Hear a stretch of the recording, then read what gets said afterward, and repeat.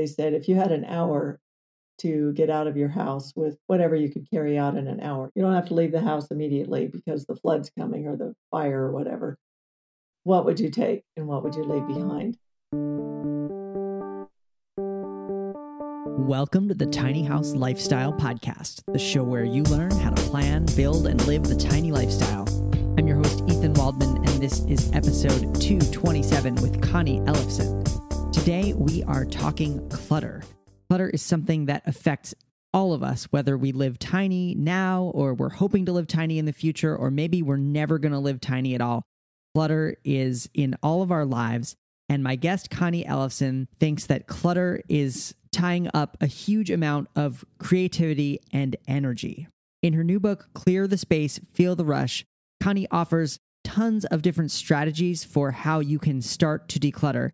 And she actually has some ideas and techniques to add to the kind of elephant in the decluttering space, Marie Kondo. So I will actually ask Connie for some of those strategies, and she shares a lot of really good ones. So I hope you stick around and give the interview a listen with Connie Ellefson.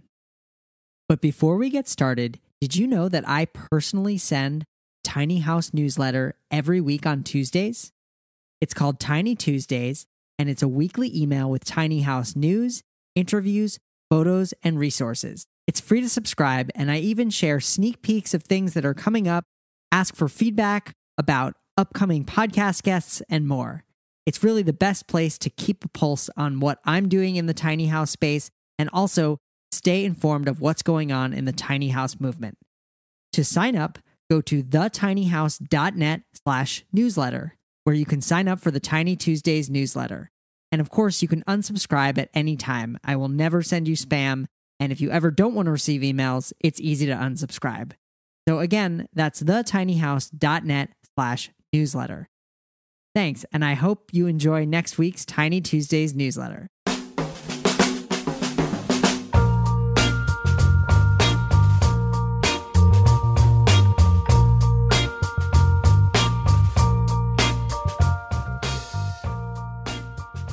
All right, I am here with Connie Ellefson.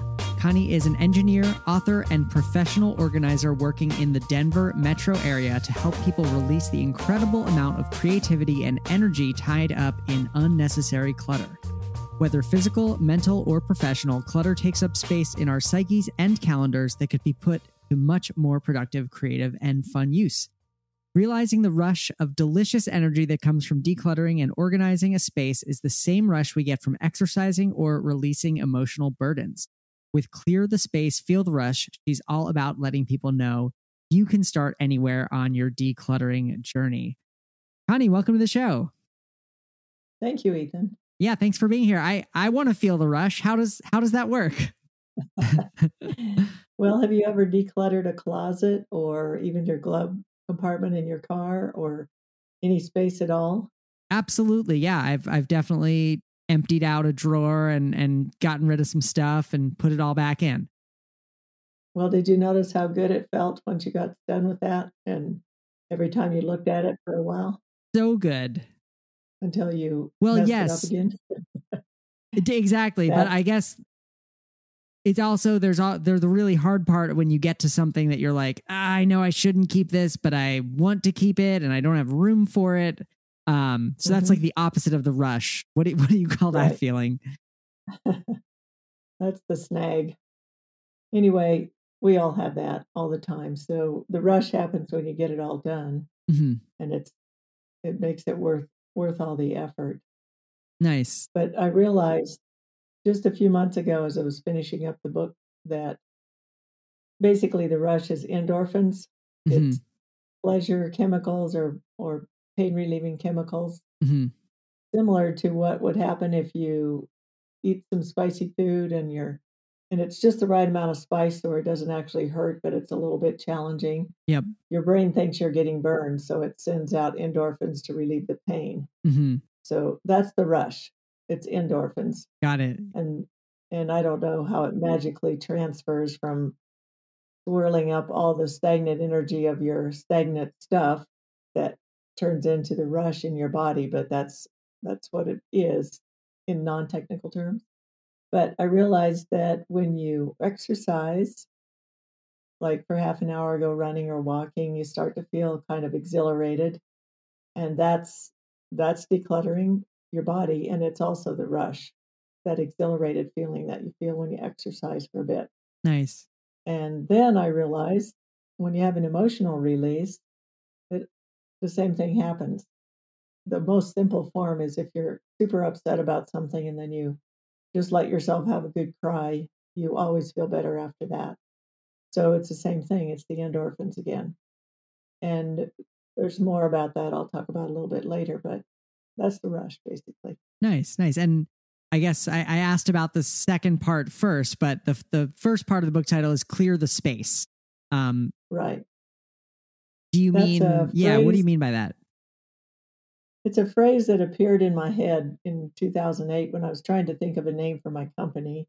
Mm-hmm. It means clear the space for your dreams, your a wonderful welcoming home for your friends to come to, Mm-hmm. clear the space for your kids to run around, clear the space for your skateboard to have its own parking place in the house. Mm-hmm. It's an open-ended phrase that can mean whatever you want it to. Nice. And it just showed up so strangely that I said, "Okay, that's it." And I immediately went in and got a domain name with that phrase.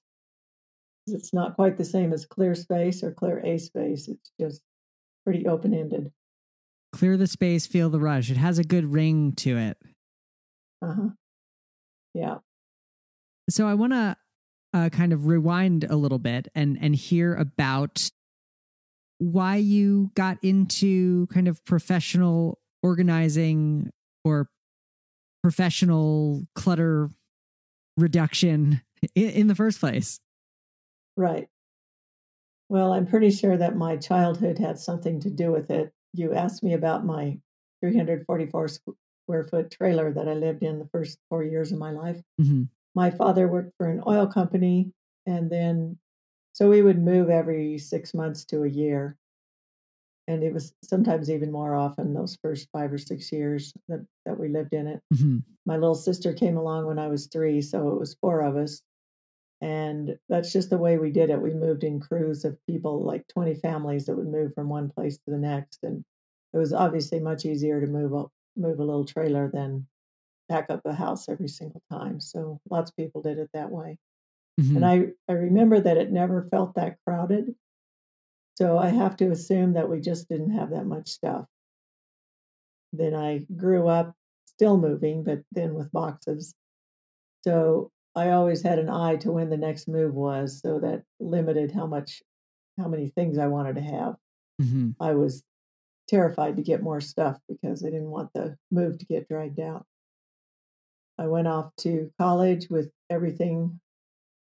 I guess it was actually after college. After college, I moved to Denver to seek my fortune, and everything I owned, including my 10-speed bike and 2 big speakers, fit in my car. Mm-hmm. So I continued that way. I just had this mindset of keep your belongings to a minimum. And then 5 years later, my husband at the time and I, we moved with our 2 little boys to a new house. We'd had a custom home that we built, and it took me and 5 big guys 4.5 hours to put everything in a moving van. Mm-hmm. So I said, "What happened?" In those years. So that's the journey. I started then going back the other way, downsizing. Mm-hmm. And I'm a civil engineer, I work in land development, which is goes up and down with the economy. So after 9/11, I was laid off from 4 jobs in 6 years. Mm-hmm. So I remembered that I enjoyed organizing my desk as much or more than the work. So I thought I would try professional organizing Nice. because I know what a difference it makes when you're trying to work and you can't get you get your productivity is about cut in half if you got a bunch of stuff in your visual, visual clutter. Yeah. No, it's there's no question about that. And I live in a pretty small place now myself, and I notice that sometimes because the space is small, the storage areas are very full, and that even that can be very just overbearing when you open the closet and, you feel like it's floor to ceiling, just like packed. Right, right. The feng shui experts recommend that when you get done with your decluttering, you leave at least, say, a third to a quarter of the space open. Mm-hmm. And that way you don't have that overwhelming feeling when you look in there. It and the theory is it leaves room for more good things to come into your life, and they may or may not be tangible. Nice. So you don't necessarily fill that space up again, but there's room for other wonderful things to come in because you're not feeling that cramped feeling that you just described. Mm-hmm. What's the difference in your mind between decluttering and organizing? Because I do feel like they're two different things. Do you agree? Yes, absolutely. For most people, the decluttering part is by far the hardest. And even though there's wonderful organizing books out there, that's actually the easier part of it. Mm-hmm. Because once you get down to the stuff that you really love and use, it sort of makes sense where you want to put them. Mm-hmm. And you always try to put them as close to where they're going to be used, of course. But for me, the decluttering part, I heard that when we even touch an object, like we're in a store and they let you play with the Apple computer or whatever, you start to feel it like it's your own. Even if you haven't purchased it yet, you already feel like it's yours. Mm-hmm. And when you have to put it back down or you don't go ahead and buy it, there's a little bit of pain involved, similar to getting a paper cut or a minor burn. Your brain just is, I don't know, I'm sure there's some primeval reason why we don't want to let go of that which we already have. Makes you feel more vulnerable. But for some people, it's absolute torture. For others, they're easily able to let go of things, and that varies obviously hugely. But getting started is usually the hardest part, and that's what my book's all about. I have many strategies to help you get over the hump of I don't even want to get started because I know I'm going to reach a point pretty quickly where there's something that I don't want to let go of. Yeah. Well, so many of my listeners are people who are hoping to live in a tiny house. Maybe they're planning one right now or even building one. And, I think that experience of decluttering, of getting rid of stuff is something that many listeners will go through or are going through right now. And I'm curious, could you share a couple of those strategies that you offer in the book just to offer to our listeners? Sure. Yes, one of them is if you're going to organize a closet or a room or whatever, you take everything out of it. Mm-hmm. Then you start, just that one step releases all the stagnant energy that's tied up in the stuff. And then you be very, very strict about what you put back in. Okay. And analyze it. Marie Kondo has her method of whether it sparks joy or not. Put back in the most beloved items and the most used items. There was one story I heard once that I always loved. They said if you had an hour to get out of your house with whatever you could carry out in an hour, you don't have to leave the house immediately because the flood's coming or the fire or whatever. What would you take and what would you leave behind? And if you look at your items with that point of view, you immediately see which are your most beloved items. You might be able to take more than your favorite, photo album of your kids growing up or whatever. Right. You could take quite a bit out in an hour. So those are going to be your most prized possessions. So if you look at an eye with all you've taken out of this space and put back only the things that you absolutely adore or make you feel cool or you use them every single day, then you look at the rest of the stuff that's left over and you go, not so hard to let go of you now that I see the difference. I see them split apart into the favorites versus the non-favorite. What about the kind of family mementos, maybe old picture albums, old things that you have some sentimental attachment to, but are nonetheless, sitting in a box in the highest shelf in your closet. Those are the kinds of things that tiny house dwellers oftentimes have to really wrestle with. Do you have any strategies or advice around those items?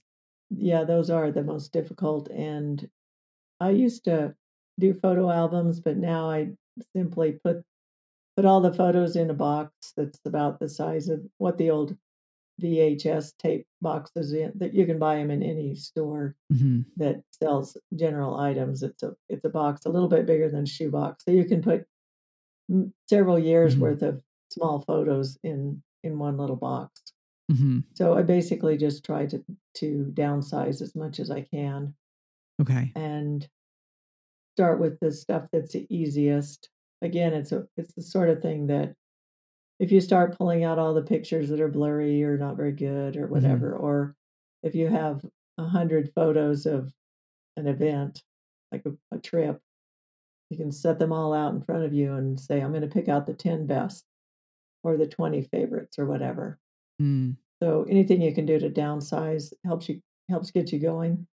And as soon as you've gotten through the first batch, hopefully you started with the easiest, then it does get easier and easier to let go and see what you absolutely value and that which you don't really care about that much. Nice. I just always throw away anything. My parents were amateur photographers, so when my mom died, there were literally thousands of photos. But Oh, I wow. pretty much throw away because I love landscapes and sceneries and the great outdoors, but I throw away almost every picture that's like that. I only keep the ones with people in them because I know I can go look on the internet and probably see a nicer picture of it anyway, whatever the location was. So I don't worry too much about pictures that were just scenery unless it's, really stunning. Nice. And then other mementos, if you have kids' artwork or something, you might. One of the women that I listened to once said she had one garment size box, a large, say, couple feet wide, 2 inches tall, maybe, 18 inches wide. So she would keep each kid had their own box and they would put the artwork in each year. And when the box got full, then she would work with the child to decide which ones they could let go of to let in the New Year's stuff. And then in the overall scheme of things, this stuff doesn't really take up that much room. So don't feel guilty if you want to keep every single one of them. What about working with partners, spouses? I think that's also something that I hear about tiny house living in general. Like, oh, I'd love to live in a tiny house. I'm trying to convince my husband or convince my wife. But then, I've also just experienced in my own relationship, my own marriage, just like that we have different philosophies on how long things should be kept, what should be held on to, what's worth saving and what's not. How do you, I'm sure it's different for every situation, but do you have any strategies or advice for kind of getting on the same page as your spouse? That's always going to happen. Nobody's ever going to have the same amount of decluttering mindset. So one of the most interesting things I learned was there was a study at UCLA where they discovered that older teenagers and men tended to be much less bothered by stuff stacked around. They liked having their belongings out where they could see them and all over the place, even though they were, crowded. And women were the ones who tended to be like, I can't stand all this. They're much more bothered by it in general. And I'm sure there's, exceptions. But especially if both of you want to live in the tiny house, then it's probably a matter of negotiation. We each have X number of cubic feet of belongings we could bring to the table, and unless it's something we both use and both agree on, we're going to need to figure out which things we treasure most, or try to make it a game. It's anything you can make into a game makes it more likely to happen. That's one of my favorite phrases. Make it fun and it's more likely to get done. So how do you make cleaning out the closet fun. Oh, I love it. It's not hard for me, but I I play games too. Well, like it's more like the daily clutters, what's sitting around the house. It's not so much the closet, but I'll put away 10 things. I'll say set a timer for 10 minutes and see if I can put away 50 items in 10 minutes. Or I vary it like 5 minutes per room. How much can I tidy up in each room in 5 minutes? Yep. But you were asking about the bigger declutter. One of the sections in my book, there's like 8 or 9 different suggestions for what motivates you to declutter. And I did hear a wonderful sentence recently that said, nobody really knows why other people hold on to things.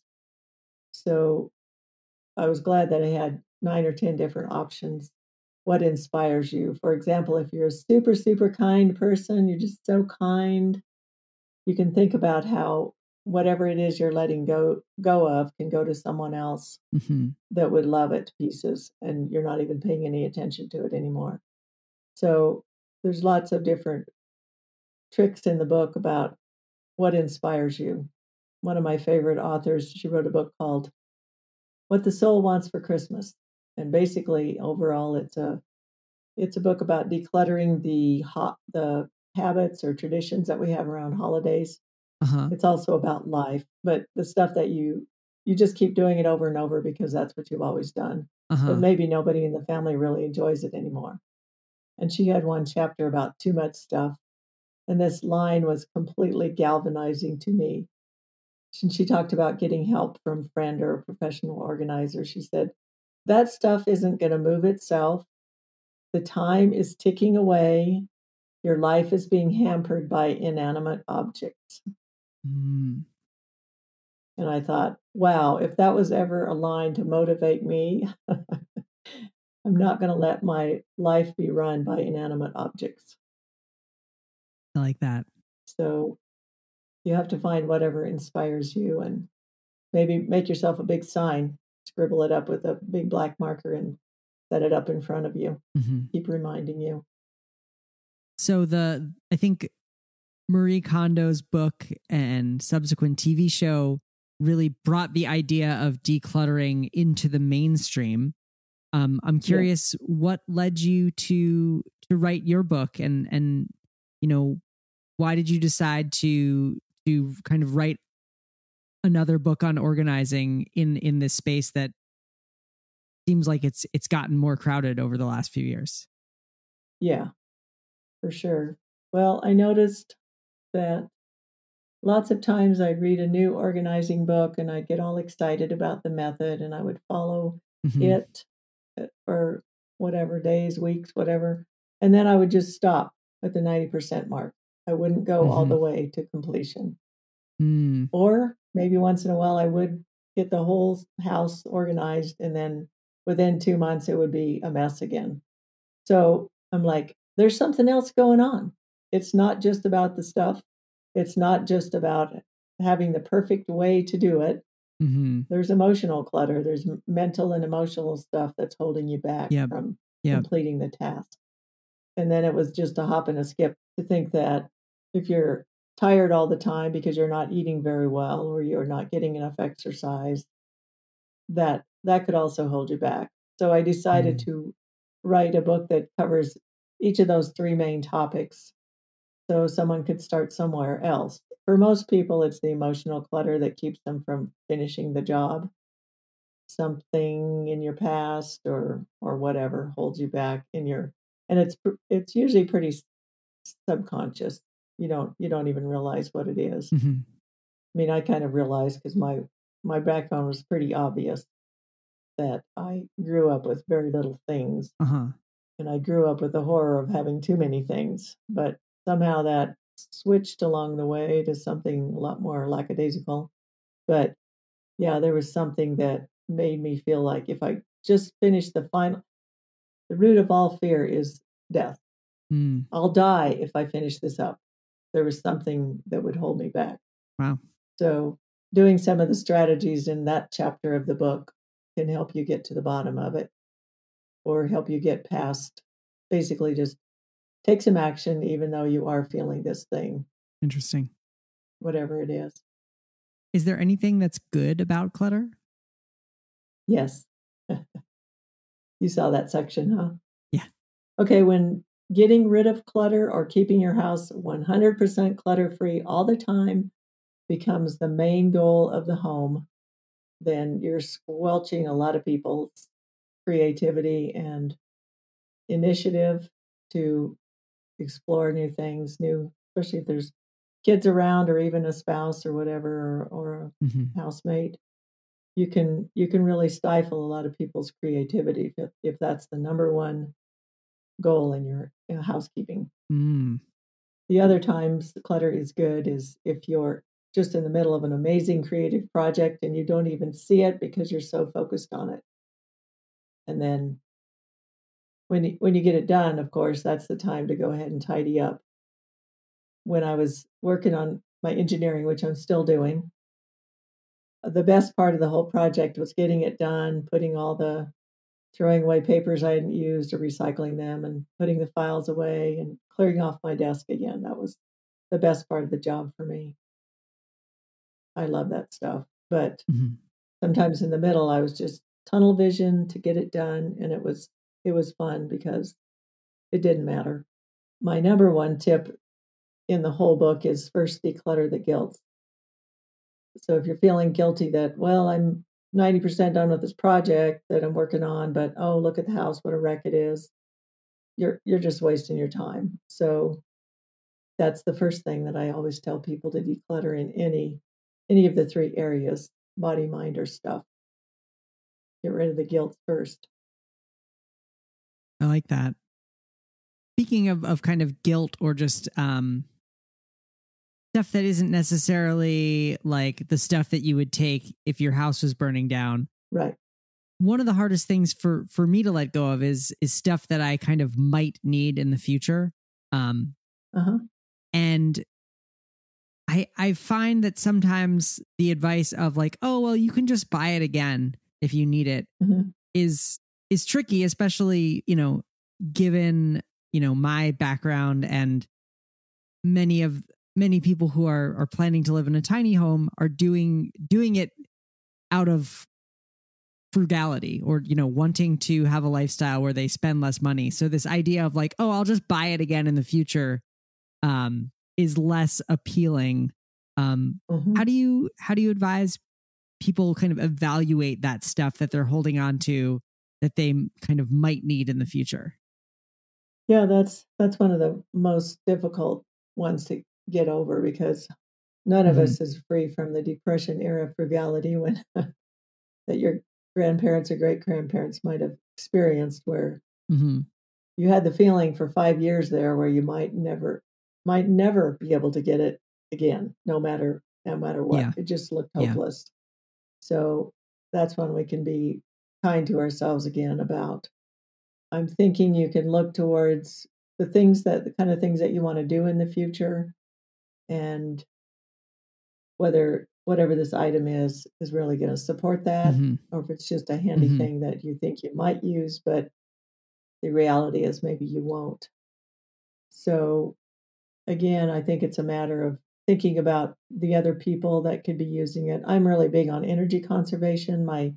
Two of my other three books were about low water landscaping, xeriscape. So I'm big into conservation. So I like to think this item that's sitting on my shelf took a lot of energy to produce. And if it's just sitting there for 10 or 15 years, never being used, then all that energy went to waste. So if I get it back into the stream of life with other people and they use it, then that energy didn't go to waste. So to me, that's an inspiration that means a lot to me. Yeah. So that's something that you might think about. But it's more about what you want your future to be, and probably how much space it takes up. Right. Recently I saw the most gorgeous hat in the world, and I only have 2 or 3 hats, but there's a couple of them that I've kept for a long, long time. I might use this someday when I'm out gardening. It's got a wide brim, the fact is I've only used it maybe 4 or 5 times in 20 or 30 years. Mm. And then I saw this one beautiful hat and I thought I could finally see letting go of all those other hats to have just this one beautiful one. And then that made it a lot easier and it made sense to my frugal heart. Right. So did you get the hat? No, it was somebody else's. Oh, okay. Somebody else made the purchase. But Okay. I had the idea. Yeah. Yeah. Now I can act on it still in the future. Mm-hmm. But the main thing about the future thing is that's fear. And then if you keep things from the past, that's like kind of like holding on to some sadness in a way. Yeah. Because it doesn't always remind you of the person or the fun time that you had. Sometimes it makes you think, oh, I'm not doing that anymore. Yeah. It's so sad. Yeah. Well, that's one example I can think of for that is somebody who maybe keeps clothes that are either now too small on them or too big on them, thinking about, oh, I might lose weight or I might gain weight in the future. Holding on to those things might not make them feel all that happy. Right. Yes, I have quite a few clothes that every once in a while I think, okay, I'm going to start going through these. I'm going to wear one of these every day until I've gone through the whole old batch. But what happens is I put them on and I'm like, I don't really feel that good in this clothes. Yeah. So no wonder they keep getting passed over. Well, that's an interesting thing, and I'll let you finish, but I want to circle back on that idea of putting the clothes on. Yeah. That's basically what I was going to say. But one of the other games that you can play with yourself is what if I won the lottery and I could move into the most beautiful house of my dreams? Would I bring this with me? Or not so much even knowing that you can buy another one because you can afford anything you want now. But would I bother bringing it to my new house, my beautiful new home? And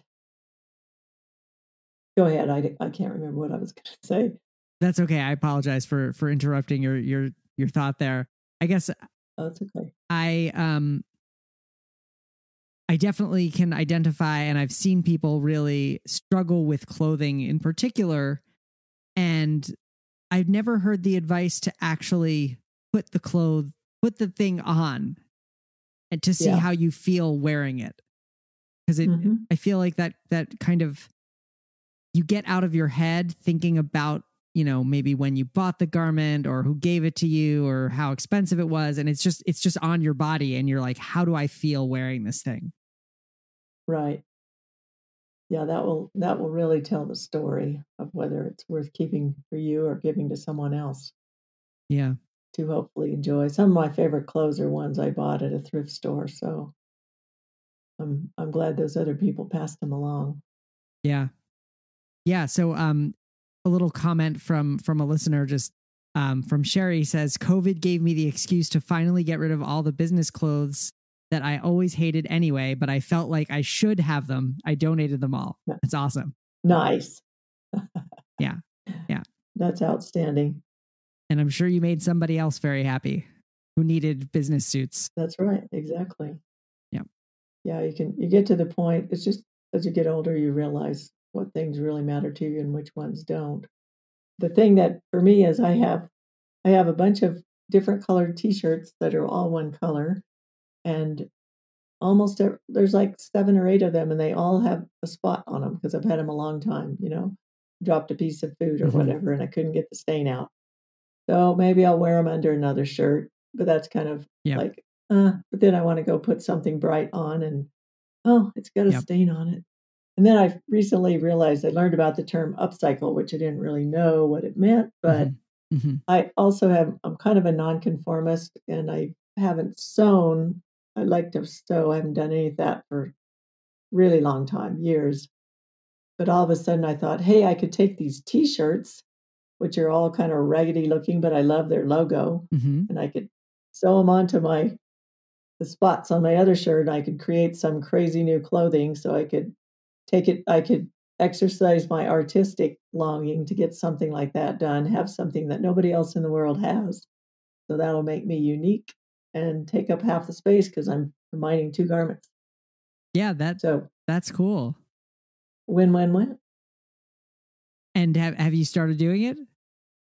No, well, yeah, I started laying out which t-shirt logo I'd put on which of my colored shirts. So I'm on my way. Cool. That's a good tip. Kind of upcycling clothes. I've become very ruthless about donating or getting rid of clothes that have stains on them, because I've found that I don't like the feeling of wearing a shirt with a stain or pants with a stain. And I used to keep them and be like, oh, I'll wear these. These are like my junk pants. You know, I'll wear these when I'm doing a job outside. But like, all you need is one pair of like, you know, junk t-shirt, junk pants. And then the rest is just like, no. So I've really gotten more ruthless about that stuff. Well, good for you. Thank you. Do you have like a number one decluttering tip? Like if you could only give a listener one piece of advice about decluttering, what would it be? Well, it's, as I said earlier, it's first declutter the guilt and keep reminding yourself that. So if I had a second tip, it would be, it's so worth it. It takes some time, but it frees up so much more time after that. Yeah. That it's worth slogging through. Yeah. So keep your spirit up. Keep doing it, because it'll hugely pay off in your life. Nice.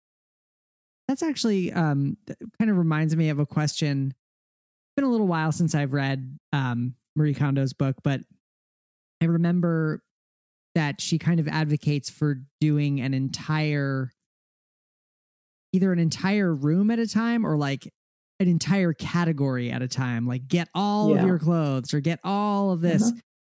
And I feel like in my busy life and in our busy lives, that can be a big time commitment to, you know, empty out an entire closet or an entire area. And I'm curious, you know, do you advocate for the same thing, or is it okay to go in smaller chunks? And if so, like, how do you recommend chunking down? Well, that's one of the reasons that I wrote the book. Okay. She does recommend doing one category. She says, no, don't do just one room, because then you go to the next room and you're organizing the same categories of stuff. And the purpose of getting it all in one place is then it's super easy to see, oh yeah, these are my favorite clothes and the rest of them don't look that great. Yeah. Or my favorite books or whatever. So she's also coming from the point of view of Japan, where lots of people live in much smaller spaces than we do.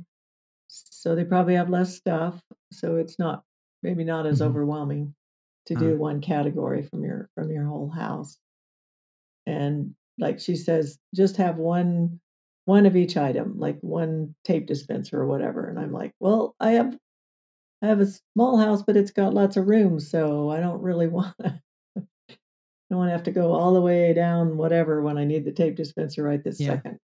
So I think it's still a good idea to have certain things, especially things like chemicals to clean the bathroom. Right. You don't want to put any barriers to getting that hated task done. So put them wherever they're needed to make it super easy to do whatever you need to do, especially if it's something you don't like.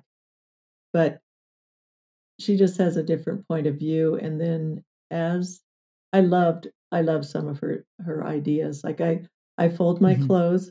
Her best tip for me was, whatever you hang up in your closet takes more space than if you have a way to fold it.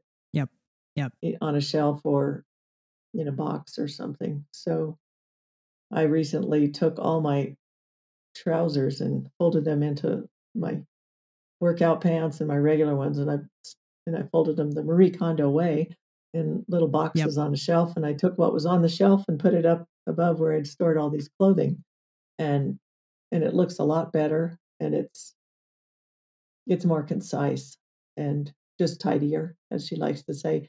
I think that the life-changing magic of tidying up, there must be some difference in translation from Japanese, because that's where it was translated. Because when she uses the word tidy, and I think of the word tidy, it's something different, I believe, just by the way she uses it. but she definitely inspired me. So I'm extremely grateful. Nice. How much like in-person decluttering and organizing work are you doing these days? Or are you focusing mainly on kind of writing and helping people through the dissemination of ideas? Yes, I figured the book could help a lot more people than just me helping an individual family. I got lots of wonderful stories from my past clients, and I do still occasionally I work for another woman who does senior move management. She helps elderly people move from their house to their assisted living or whatever. So Mm-hmm. I help with those, just basically doing packing and unpacking and putting away and getting them Mm-hmm. situated in their new homes so they're not looking at boxes for months at a time. So that's pretty rewarding. And every single Mm-hmm. time, it's interesting to see what people have saved and what they've let go of and what's going to fit in their new space because the storage never matches exactly what you had before. And Yeah. and that's always interesting. But one of the coolest stories I got out of that was two women that we helped do this move. One had been very wealthy, and the other one had lived a modest life with her husband had been a college professor. They both moved into the same place, and the wealthy woman had grown up with wealth. She traveled the world. She had all kinds of valuable objects. She had met the artist. She had all this tight connection with her valuable stuff. And the other lady just said, 90% of my stuff is junk. Let's get rid of it. So they both moved into the same complex, the same apartment. And when we got done with the lady who had decluttered so much, her house looked like a show home. And she was just thrilled to pieces. She started crying. She was so happy Wow. with her new space. And then the other woman, we unpacked and put away as much as we possibly could, and she still had many, many boxes unpacked by the time we got done. She got tired of us being there, so she sent us on our way, but I never forgot that. Nice. It was great. Nice. It's also one of the best ways to inspire yourself to get rid of everything. As soon as you help somebody else move and you think, "Oh my goodness, how can they possibly keep this for 40 years?" Then you just want to go home and throw everything away. And throw everything of yours away. Yeah. Yeah. Well, where can people find you and your book? Okay. It's right now it's in the advanced readers copy stage, although you can find the ebook on Amazon as a Kindle book. And we have, Okay. if you go to my website, which is clearthespace.com, you can learn how you can either just purchase a copy. It's pretty complete. We might change a few things, but right now you can either buy a copy, or if you are willing to give a review or feedback, you can get a copy for free from the website. Nice. And that's clearthespace.com. Awesome. Well, Connie Ellefson, thank you so much for being a guest on the show today. This was really great.